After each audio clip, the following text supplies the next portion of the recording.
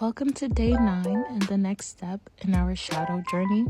Today we're going to explore how our upbringing shaped our creativity and expression.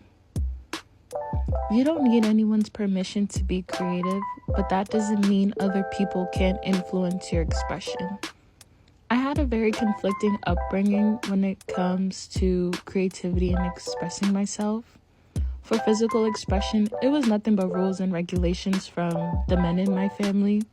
Everything from my clothes, niche, and even my jewelry was policed. There was so many things I could not wear because of them. And the women in my family were more encouraging and supportive. I wanted to model, so my aunt put me in her shows. I wanted to make clothes, so my godmother got me a sewing machine and one of those t-shirt presses. When I wanted to start doing fine art, my mom bought me endless art supplies. She got me paints, ceramic stuff. If I wanted it, she got it. But even though they were supportive, there was always those little sneaky ass comments and inputs about what I should be doing and how I should be doing it. So basically, they had no issue in supporting me as long as my expression was on their terms. Now, for emotional expression, it was kind of the same thing, but it was suppression all around. I couldn't cry, I couldn't raise my voice, I couldn't even sigh too loud.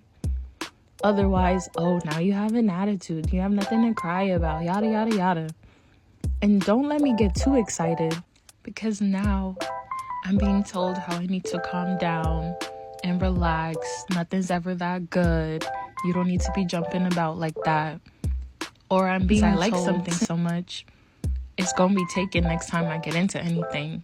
So it's like I could never be too happy when I was, because there was always that fear that like, oh, since I like this thing so much, next time I'm on punishment, they're just gonna take it. Regardless of what I was feeling, good or bad, I had to bottle it. And then those same people will be up in arms when I don't come to them about how something made me feel. Like, hello? How and why am I going to come to you about my emotions when you taught me not to have any? I can't even be happy around you, so I sure as hell am not going to come to you when I'm feeling something negative. Because you don't allow me to feel anything. I can't show you how I'm feeling. I can't tell you how I'm feeling because you don't allow that space. So why would I want to go to you when I know for a fact you're not going to give me the space to do it? While I think of myself as a creative person, I'm more aware of the disconnect that's there. I'll put my all into whatever I'm doing or creating. I'll spend anywhere from days to weeks working on a hairstyle, doing my nails, painting something, whatever it is, like creative. I spend time and energy making sure it looks good.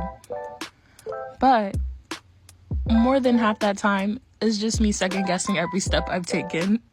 And sometimes I even end up talking myself out of finishing the project, and then it'll just sit there for weeks. I can't tell you the amount of unfinished paintings I have sitting in. Now when we're talking emotion, I just started crying in front of people like 2 months ago, so that should tell you everything you need to know. The furthest my emotions used to go was from a thought to my journal, if even that, because I'd usually just push the emotions and the feelings to the back of my mind, smoke about it, and keep it pushing. There was no type of active processing going on at all. If someone asked, I'd say how I feel, but it'd be something surface level. Or I'd tell them, honestly, and then backtrack with, but yeah, it is what it is, I'll be fine. Knowing good and damn well I am one inconvenience away from losing my shit.